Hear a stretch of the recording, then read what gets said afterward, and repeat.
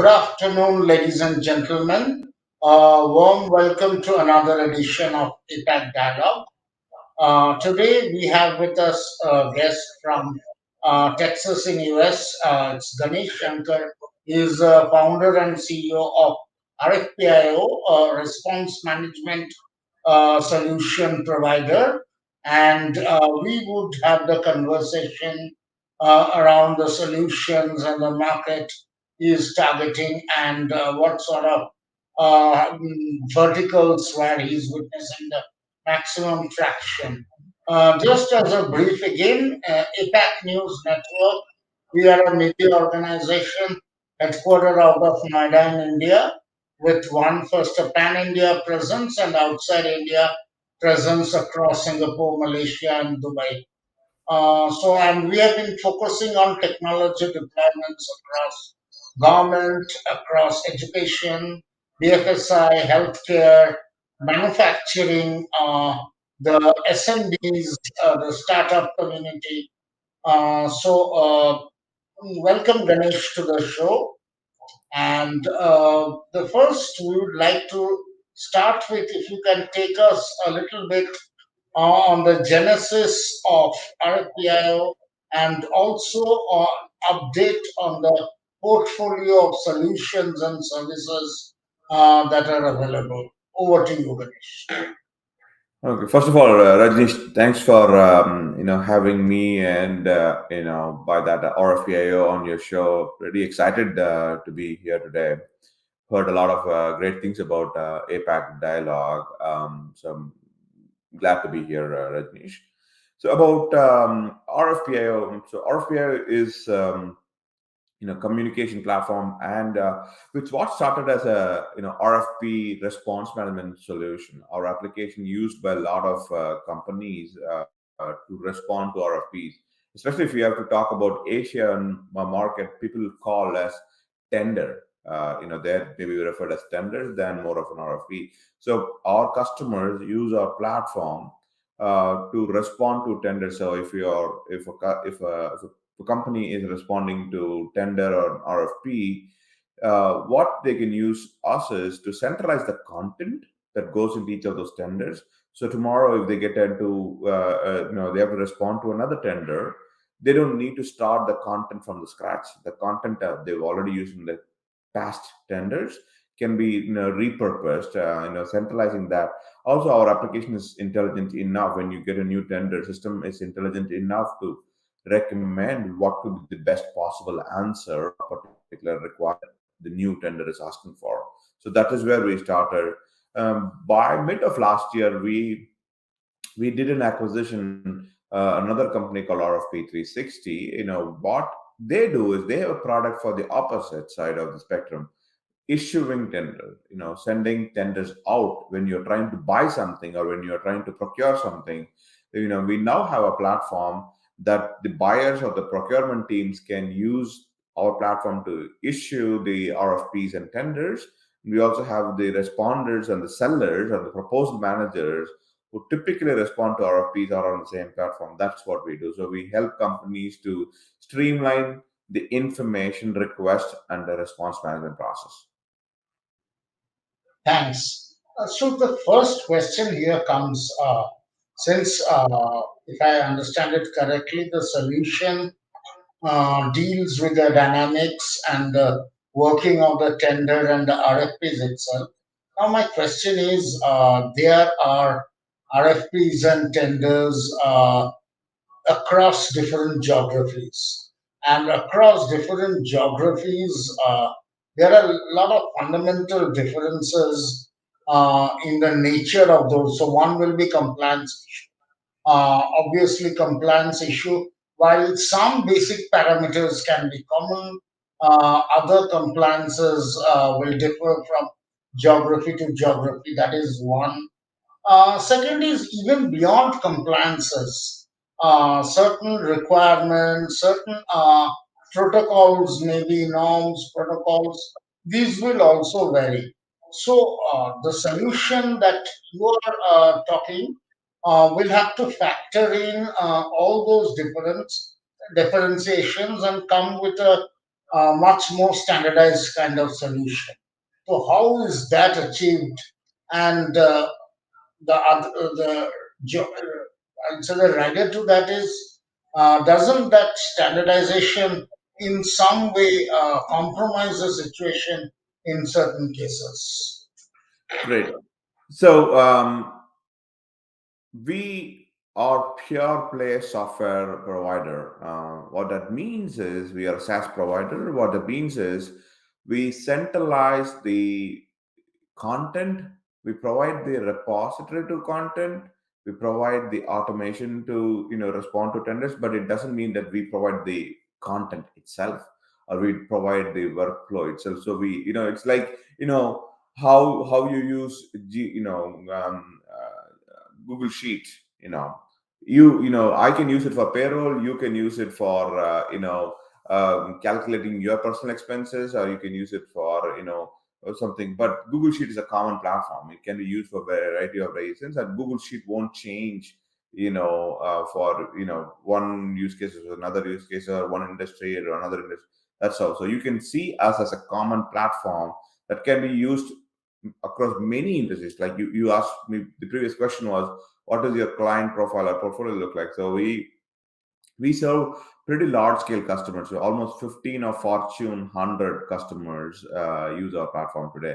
Again, if you look at it, right, when I say Fortune 100, it doesn't mean they are technology companies. It doesn't mean they're healthcare companies. They are widespread. We are pretty agnostic when it comes to industry that we serve, because every industry, every company beyond certain scale have to go through this RFP process.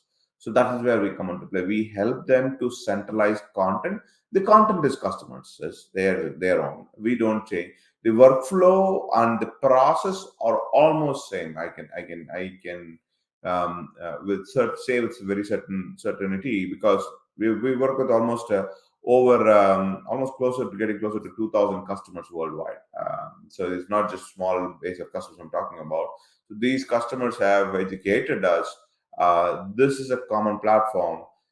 Like you said, the terminologies are different, the content is different, but the flow is not different. When their sales team receives the RFP, or when the procurement team issues the RFP, it is the same process no matter which industry you are. But how and what content comes back is different from industry, company to company. That we don't control. We provide only the software to manage the process. Okay. Since as you that and Google Sheet analogy was very nice, so it sort of explains that you are just controlling the process but not the actual content. So I believe then it will be language agnostic also. Language won't be an issue there. Uh, my question is, typically, let's say an enterprise framework where there is a whole level of supply chain ecosystem and different levels in that supply chain ecosystem. Um, one layer one provides to another organization, certain, and normally that whole mesh becomes very complex in nature. So, and in a typically supply chain environment where it's each of the providers, the procurement is done through tenders or RFPs. So, in such a complex kind of environment, will your solution work in tandem or work seamlessly integrated with, say, it can be the supply chain software or other enterprise kind of applications? How will they integrate seamlessly to work? Yeah. So first of all, you're absolutely right. When you take the whole end-to-end supply chain management process, there's a lot of complexity involved. I know. That is where we found our niche to serve in that whole ecosystem. You know, uh, where we specialize ourselves is Rajneesh. We what are like a coin the first brief introduction. We specialize in what we call as request management. And what do we mean by request management, right? If you're a company trying to procure an ERP software, right? Let's say tomorrow trying a company is trying to procure a CRM software, a big bank. Let's assume a bank is trying to buy an ERP software or a CRM software. The procurement teams are the ones who are facilitating the procurement, right? They're trying to buy the software from, but before buying, they will have to go through evaluation process. Before going with a vendor A, vendor B, they will ask for tender in software context. It could be they ask for RFP. But when we say ask, it may sound trivial. Ask is a simple word from the procurement team, but the procurement teams need to do a lot of work before even reaching out to the vendor. The procurement team members can ask certain questions, but what the problem that they are solving or what problem they are trying to solve using this ERP system or the CRM system, procurement team can only go so far. They need the business users who will be using the CRM software to provide information. The legal team need to provide what kind of legality they're looking for. The security team need to say, hey, when we look for a vendor, we need to make sure those vendors matches this security requirement A, B, C, D. Procurement teams are only liaison, helping to gather the information or gather the requirement from the internal stakeholders, internal business users, and pass that information to vendor. So they have to manage multiple quote unquote subject matter expert internally to ask those requirements and put it into a one format of questionnaire. The procurement, I'm still with the procurement team. Once they have consolidated all the business requirement, legal requirement, security requirement, technology requirements, roadmap requirement, all those and then pricing. They will also ask for pricing. What does your cost look like? What does the pricing look like? All those things they consolidate. Then they will issue that to the vendors. That itself, what called as request management, requesting information internally and posting it to the external world. That is where we specialize in one side of the spectrum. Similarly, on the other side, when the sales team gets an RFP in hand, that person cannot answer everything. They need, hey, this customer is asking for roadmap, this customer is asking for technology, this customer is asking for legality. They will have to pass those requirements to their internal stakeholders to provide an answer. So basically you can visualize somebody asking question, somebody providing an answer. The asking question is what I would call it as requesting information, request management. Somebody providing answers is what I call it as response management. So we streamline and we specialize in requesting information, responding to information. Nothing more, nothing less. We are not into your supply chain, material management. We are not into your procurement, purchase order management. We are not into treasury management. That's not us. We are specialists in request and response management. Okay, thank you. Uh, so the question is, who exactly you mentioned about the business users? So whom exactly, say, organizations or enterprises where you are deploying your solutions? Who are the stakeholders who are dealing with you? Is it the CIO? Is it the business user? Or is it the CFO? Or is it the compliance officer? Or is it a mix of all of them? Actually, it's mix of all of them. But what you just mentioned is or only on the one side of the spectrum. Like, if you're talking about a company that buys something, right? Procurement team, you're talking about buyers. So then in that case, the CFOs are our, economic buyer, or, chief procurement officer. um, you know that is the primary buyer. On one side we have two products. Imagine of two products, right? We are talking about buying side product, request management. That is where, on the flip side, if you're talking about response management, that is the CRO, chief revenue officer, because they are the ones who are submitting the office, chief marketing officer, proposal managers, or a director of proposal management team, director of bid team, director of tender team. So there we have that, or director of sales engineer. So those are on the selling side. So we have two different segments. Again, each of the we serve with each group with different product. but it can also work in tandem. It can also work collaboratively on both sides. So it depends on which side of the product you're talking about. It could be CFO on the buying side, or it could be CRO on the selling side. That's interesting. Then, in fact, I had planned to ask this question later, but I'll ask it now since, as you mentioned, both the sides you're working on. So, how does that sort of influence or impact your go to market? How do you, since again working on both sides, so what is your go to market approach for both these sides? How does it function? That's a great question, Rajneesh. So we maintain separate teams. We have what we specialized teams from business development to content teams to sales team. We have separate teams on both sides, so they will work only exclusively on that side. And there are sometimes they do overlap, or there is a collaborative work on both sides, but most part they work independently. And like I said, the buying side of product, we acquired a business called RFP 360 in Kansas City. So that team has been put on intact to focus just on the RFP issuing side. RFPIO, the company that we started, was always on the response side. We already had a marketing team, we already had a sales team, we already had a content team, we already had an SEO team. All of them focus on the responding side. So we kept those teams same as is. So they both of them focus on their respective, ICPs, ideal customer profiles, and focus on those markets and those customers. So there is not trying to boil the ocean by one team. So we have a dedicated team for each side because the use cases are different, the personas are different, the requirements of procurement team is different from the requirement team of a sales team.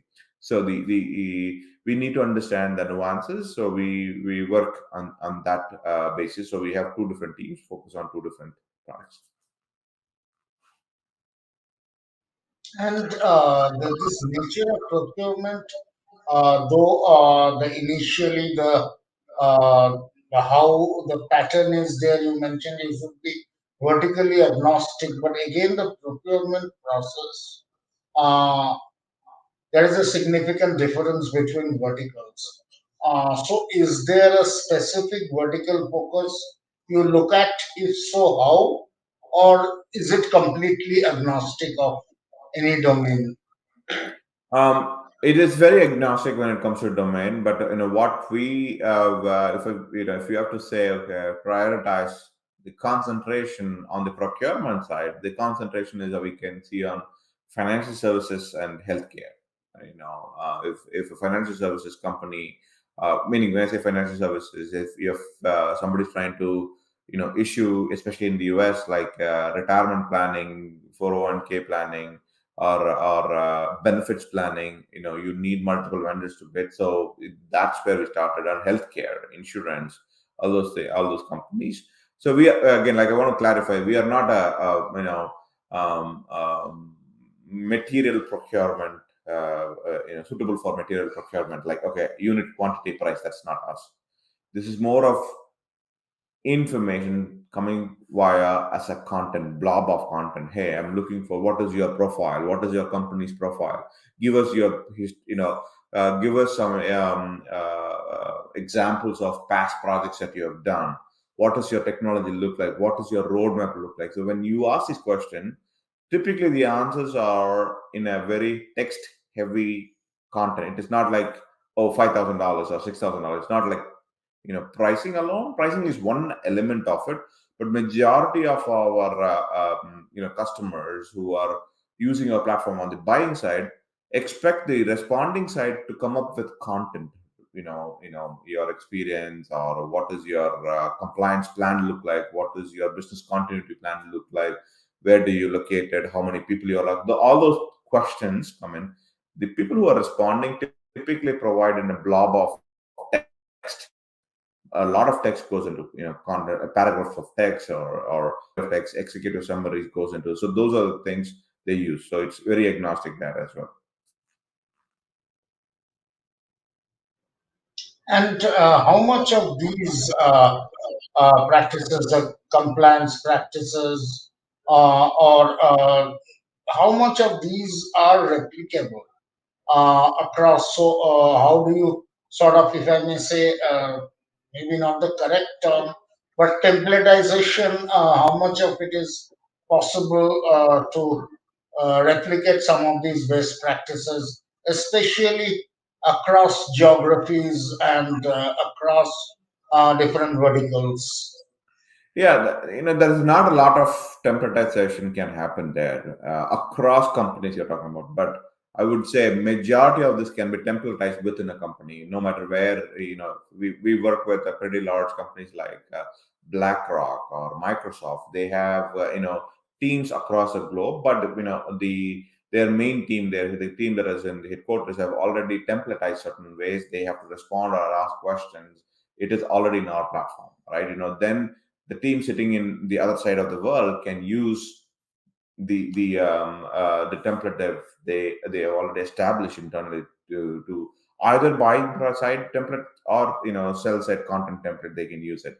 But if we don't share information from client A to client B, or term standardize that. It is, we provide a platform where a customer getting our platform, like subscribing to our application, getting into the application, make it templatized, so their teams, when they log in, they can use a template for their use.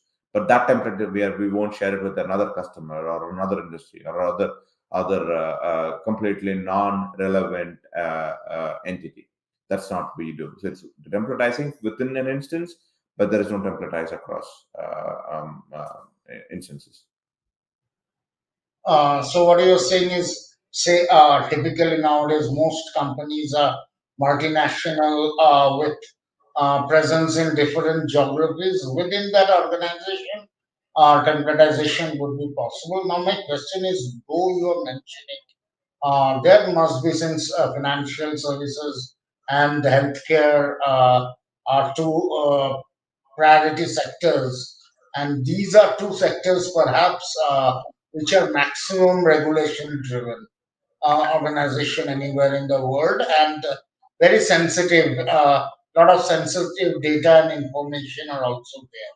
So there, typically, if you work with, maybe in many cases, it would be competitors that you are working with.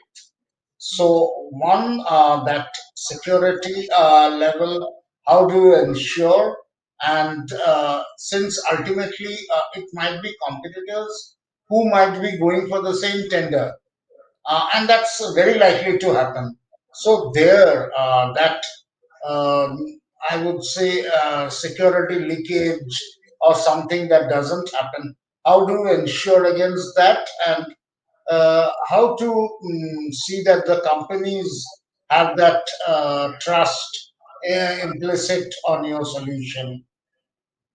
Yeah, I think that's a great question, Rajneesh. So security is the topmost priority for us also, right? Our background, my background before starting RFPIO was in legal space, legal compliance space. We call it GRC, right? Governance, risk, and compliance.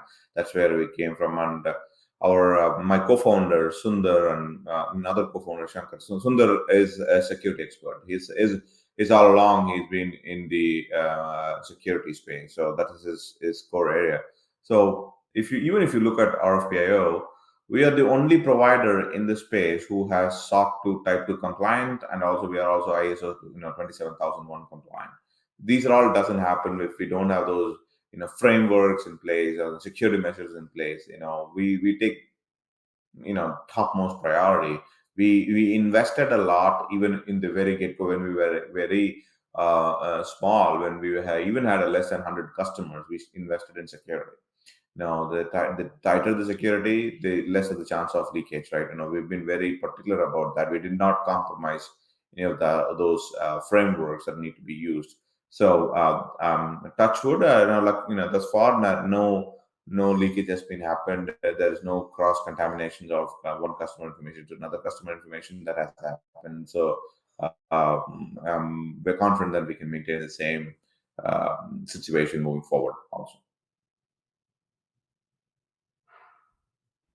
And another question regarding the earlier part, though you have made it clear that you are not looking at the material side of the procurement. Having said that, if you look back at the last couple of years, especially during the pandemic, there were a lot of disruptions in supply chain across industries, and that led to even delays or staggered RFPs, if I may say. So, in those extraordinary situations, how did your solutions sort of help? It's even more apparent, right? During the tough times, people, companies are tight in budget. Companies are making sure they are selecting the right vendors. They are selecting the right solution. They're selecting the right partner. So it's more than ever. These are the times where it kind of dictated more. Processes need to be established. So that's when we found a lot of. RFPs being issued during this period. Also, not only that, we are missing the opposite side of that, right? Responding side is equally important. People are responding to RFPs. I think, especially during the pandemic, more than ever, especially when people were, working remotely, people are not in the office at the same time. When you are responding to a tender, when you get an RFP that you have to respond, if you're in the office, sometimes you walk to your product manager desk and say, hey, they are asking for roadmap, can you give? I can type it in. But when people are remote, you needed a system like RFPIO to say, hey, these are 5 questions the customer is asking, can you please help me fill out? You have to have, you can't send out an email. 5 questions you can send to an email. How do you send 500 questions?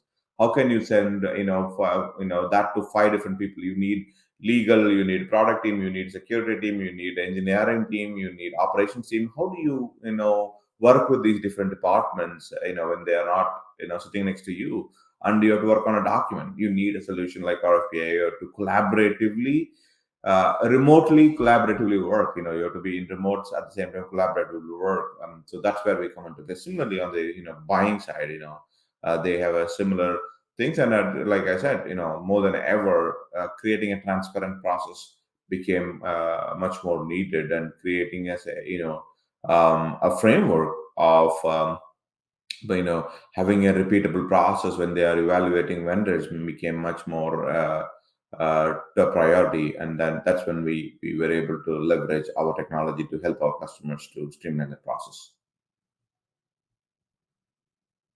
Also, the tendering process, again, this varies across geographies. Uh, the timing is not uniform. In some places, it's a longer duration, some places, it's a shorter duration. So, do you have any use cases where you have sort of helped, if I may say, reduce or shorten the process so that the whole thing has become faster?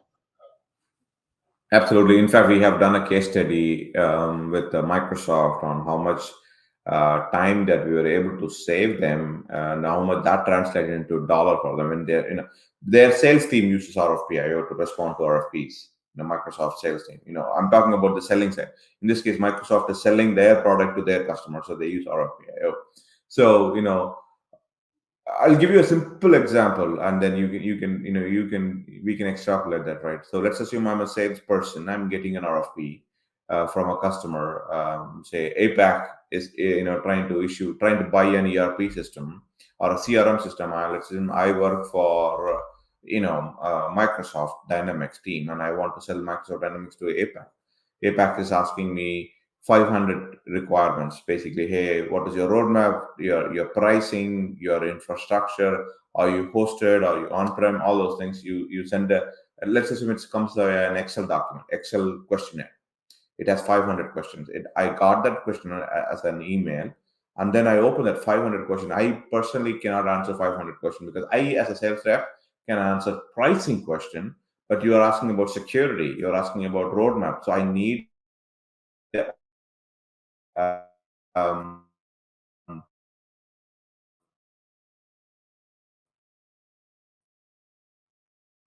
be even Word is even more easy. Answer those questions. Now I look at this 500 questions in the Word document. I cannot answer myself, so I need help from my team. So I have to break that Word document into, let's say, for simplicity's sake, I need help from five different people, departments: product, engineering, legal, compliance, and operations. So now I have to break that Word document into five and send it to them. Hey, product manager, please you work on this 100 questions. Legal team, please help on this 100 questions. I, as a sales rep, can work on 100 questions on the pricing. But what happens if product manager, he or she responding to that requirement, uses Times New Roman, and legal team uses Arial, and somebody uses bullets, 1, 2, 3, somebody uses dot as a bullet. When I receive it, I use a different style. Now I have to make sure that the document from top to bottom with 500 answers looks really nice and clean and cohesive. It cannot be like bunch of documents put together, and then because it gives, when I send it to APAC, it'll give a bad impression if it is all over the place and the font size is one way and the bullets are different. It doesn't give a right impression. So that process of streamlining, normalizing itself, what we have noticed is it would save another 20%. If, let's assume, you are taking almost put together all of your people putting together your formatting put together, let's assume you take 10 hours, 10 man hours of completing an RFP. Basic normalization of these things would save 20%. That you can now do that at 8 hours. On top of it, if we can centralize the content and automate that, it can save another 15 to 20%. So we are looking at about anywhere between 35 to 40% of savings, from compared to a manual process when you're responding to an RFP. Okay. Thanks. So now let's come to specifically your solution. Any plans for India as a geography, and are you looking at the Indian market? Any information you can share on that? Yeah, we already are, serving Indian market. We have quite a lot of customers. Some of the well-known brands are customers to companies like Freshworks, ChargeBees, Browser Stack, Whatfix, Accenture India, some divisions of Infosys. So they all use our product on the responding side.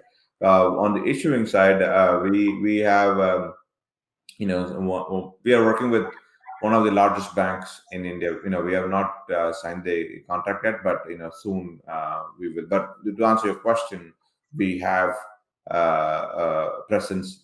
significant presence in Asian market, especially countries like India. We have customers in even Sri Lanka. We have a customer, and we have customers in Israel. Oceanic. We have customers in Australia. So yeah, we have customers all over the world, Rajneesh. And can you briefly tell us about the as an organization, what is your infrastructure in terms of geographical locations, the developers, the sales and marketing engine? How are you structured across?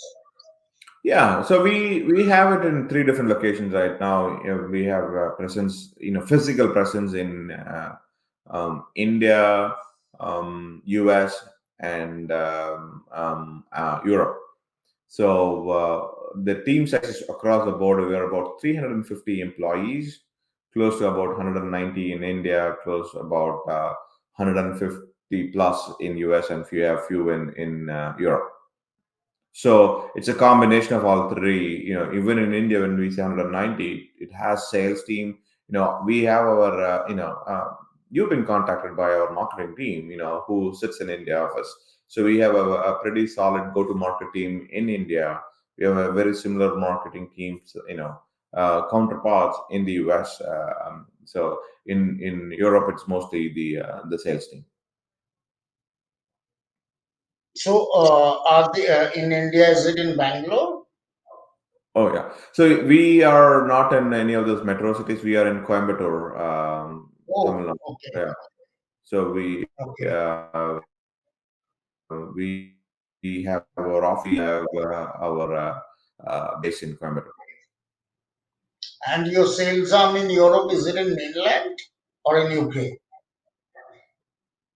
We have a sales team in Netherlands.